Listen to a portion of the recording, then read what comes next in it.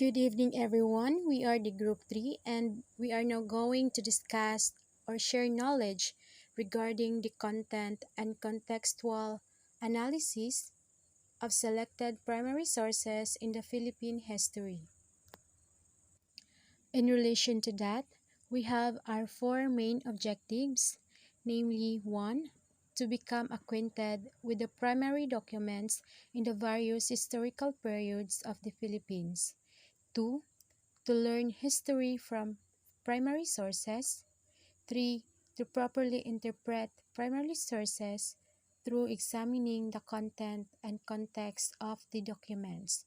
And lastly, to understand the context behind each selected documents.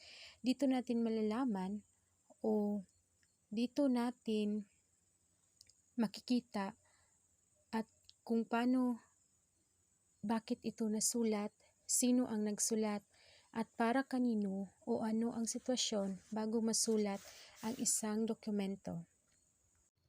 But before we proceed, let us know first what is content and context analysis. Context. It is the parts of something written or spoken that are near a certain word or group of words and that help to explain its meaning.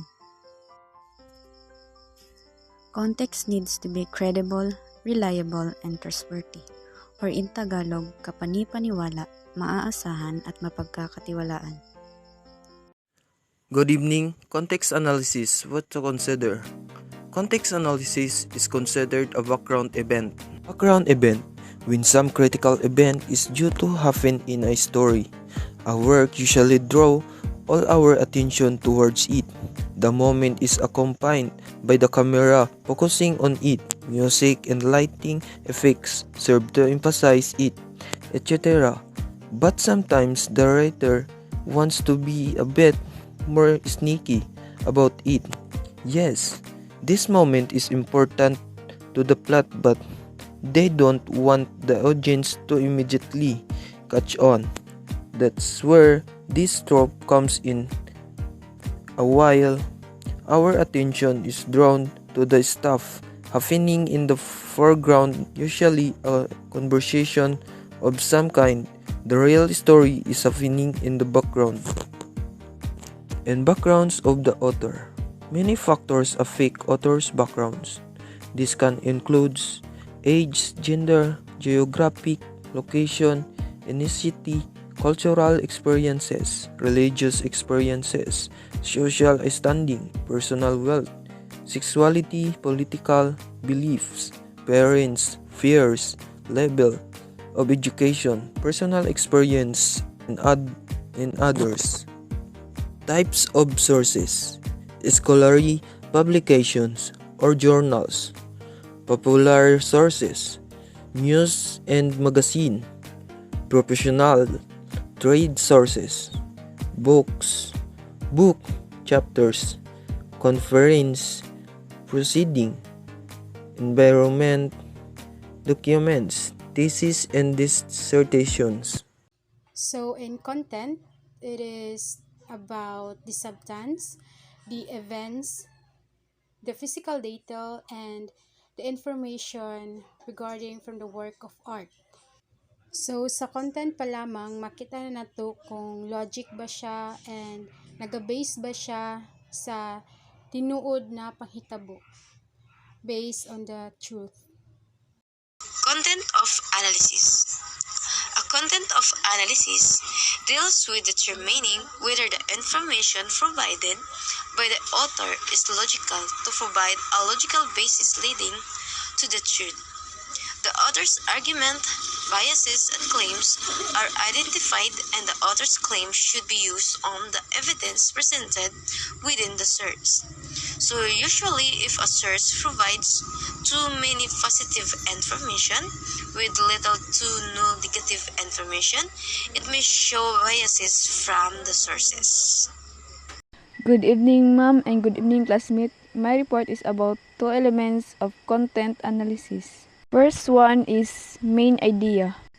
So main idea is a paragraph or discussion about the topic. It's supported by a list of details. So ang pasabot ani kanang nibasa kag paragraph or discussion about sa topic tas kabalo din ka unsay sulod ani or idea tungod sa imong nabasa nga detalye.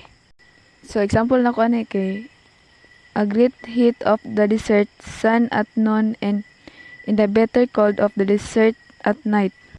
The second is specific information. Specific information refers to exact, precise fact or description of something mentioned in the text. So ako nasabtan ani kay kanang naghimo kag impormasyon sa imong detalye kay dapat tama. The First Voyage Around the World by Magellan, authored by Antonio Pigafetta. This voyage is a story of a man who traveled around the world in the year 1519-1522, or also known as Ferdinand Magellan. In search of fame and fortune, Portuguese explorer Ferdinand Magellan set out from Spain in the year 1519 with a fleet of 5 ships to discover a western sea route to the Spice Islands. En route, he discovered what is now known as the Strait of Magellan and became the first European to cross the Pacific Ocean.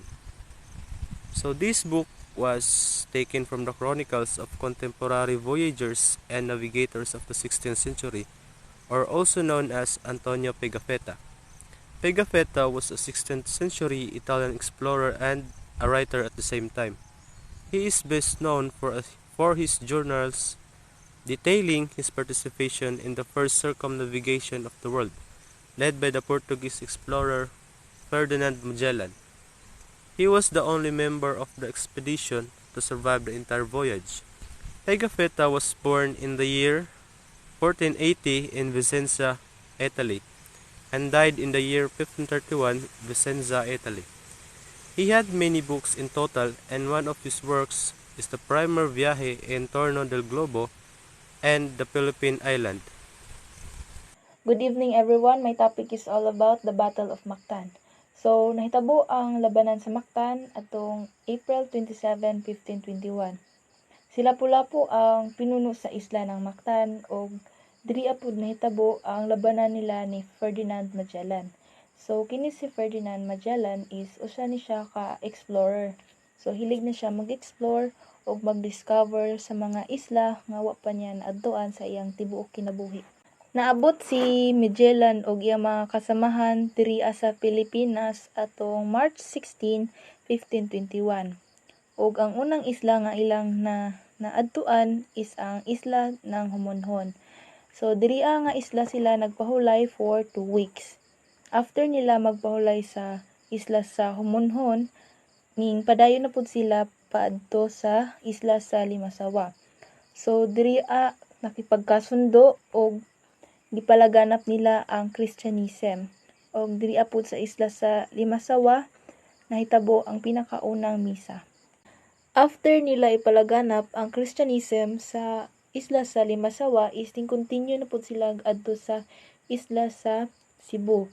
Og didto giamigo niya si Raha Humambon. So si Raha Humambon is kuan ni siya, pinuno ni siya didto sa Cebu. Nagsagawa ang mga Espanyol ng konbersyon sa Cebu na kung saan marami ang yumakap sa Kristyanismo. At humingi rin siya ng pagkain at iba pang supply, ngunit may isang dato na tumanggi sa mga gusto ni Magellan at yun ay si Dato Lapu-Lapu. So, tungod sa pagsupak ni Lapu-Lapu sa mga gusto ni Magellan is nakitaan ni Magellan og advantage nga mapakusog iyang relasyon sa mga Cebuano. Kay if ever nga mapasunod ni Magellan si Lapu-Lapu nga gahiyon og ulo is kanang murag gud siya kanang may muka ng gahi-gahi gud so mo na siya. Hating gabi ng April 26, 1521, tumulak ang 60 Espanyol kabilang na si Magellan at mandirigma ni Raha Humambon sa isla ng Mactan. Narating ng pwersa ng Espanyol at Cebuano ang pangpang ng Mactan at dito nagpadala ng mensahe si Magellan kay Lapu-Lapu. Ang message ni Magellan para kay Lapu-Lapu is kung kilalanon niya nga hari ang Espanya o yakapon niya ang Christianism ay ituturing ni Magellan si Lapu-Lapu as a friend. Dito apod sa iyang suwat is naghatag po siya babala nga if ever nga dili musugot si Lapu-Lapu sa mga kondisyon ni Magellan is makitaan daw ni Lapu-Lapu kung unsa daw ka nindot iyang mga armas. Kinaumagahan na nagsimula ang labanan sa Mactan noong April 27, 1521. At dahil mabato ang pangpang ng isla, ay hindi magawang ilapit ang kanilang bangka, kaya napilitang bumaba ang 49 na mga Espanyol sa hanggang baywang na tubig.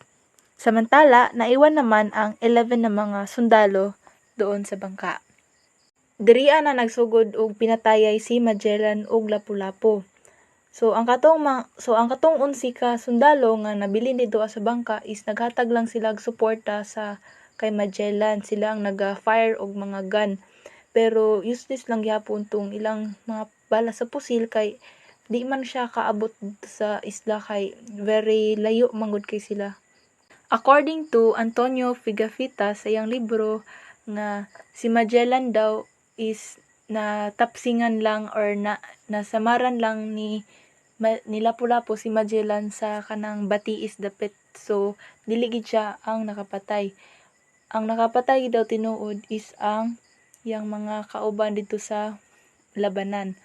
So daghan kayog mga story about ani niya pero wala jud ka nang tinuod jud kung unsa joy exactly nahitabo dito And my topic is about blood compact with Rahal Maban.